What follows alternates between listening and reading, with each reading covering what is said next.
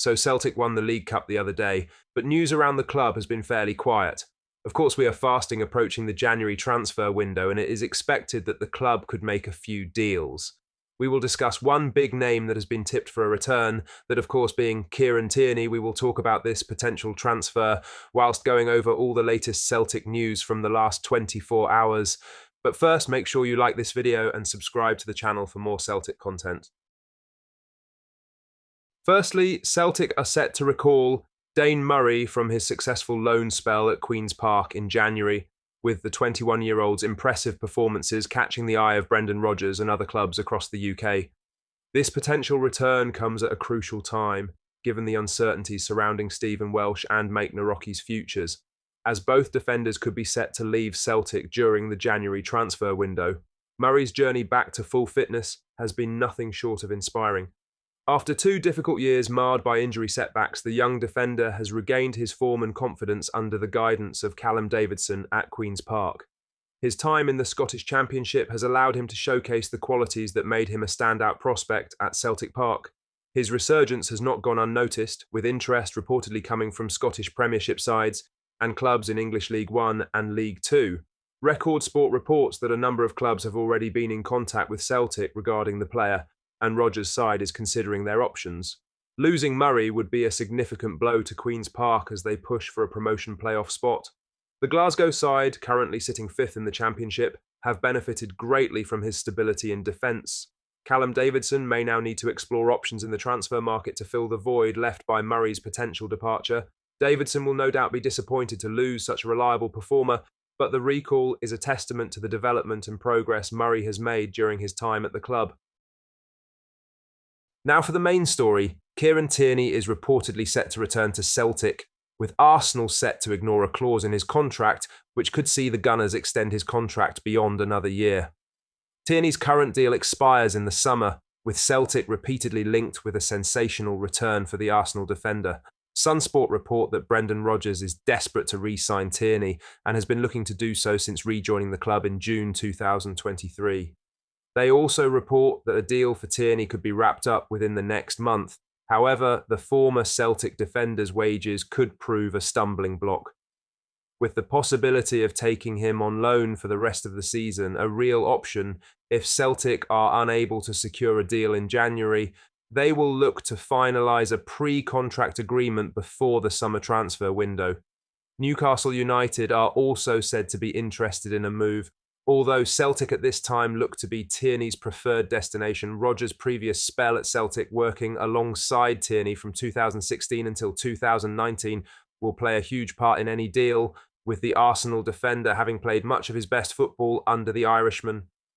The pair were previously pictured together earlier this year at a Celtic FC Foundation charity event, sparking a frenzy over a potential Tierney return to his boyhood club, with many Hoops supporters eager to see him back at the club. In other news, former Rangers striker Chris Boyd has continued his Premier Sports Cup final meltdown, with Boyd continuing to focus on conspiracies rather than praising a resilient Celtic.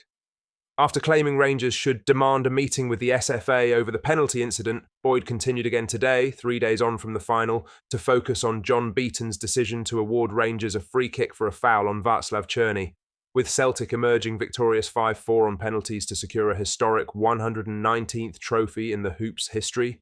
Boyd instead looked to criticise VAR and the VAR officials who were working during the game.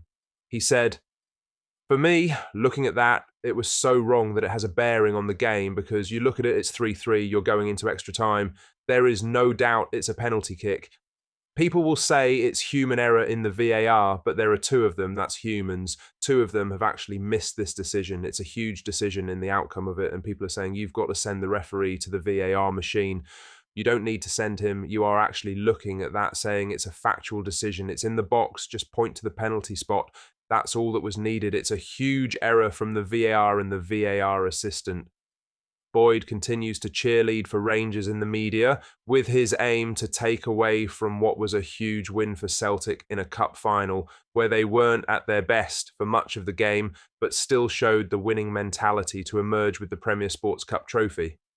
Celtic found a way to win against the odds, with much of the team below the standards Hoops supporters have come to expect over the last 9 months in a game where it seemed they were well off it at half-time. Standout performances from Dyson Maida and Nicholas Kuhn in particular took the Hoops to penalties, where Kasper Schmeichel ultimately saved the vital fourth penalty in the shootout from Ridvan Yilmaz. For some, like Boyd, a historic win for Celtic was simply too much to take and has led to consistent criticism of referee John Beaton and his decision to award a free kick instead of a penalty. In other news, Peter Grant has discussed how he believes that Brendan Rodgers will handle the January transfer window. With Celtic's performances in recent games dipping ever so slightly, some in support will be hopeful that Rodgers will strengthen areas of the team like left back, up front and out wide.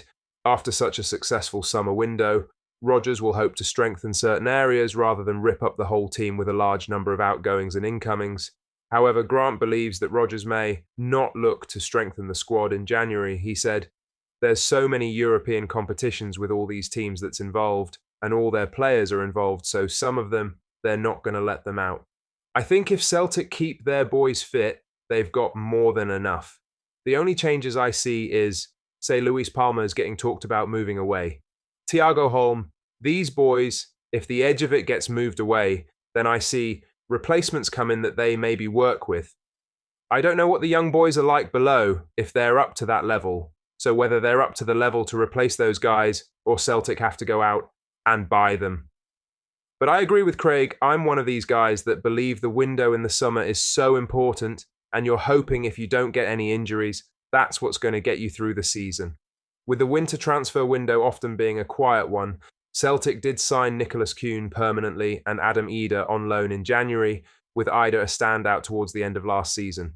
It showed that if you can get your signings right, it can make all the difference between winning trophies and finishing second. Ida's goals propelled Celtic to a league and cup double, with a late winner in the Scottish Cup final in May against Rangers. Quality over quantity will certainly be the message from Rodgers to the Celtic board, with areas like left-back in particular needing to be addressed.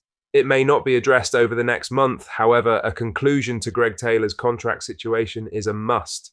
Given his mixed performance on Sunday at Hampton, it is a position that the Hoops should look to strengthen.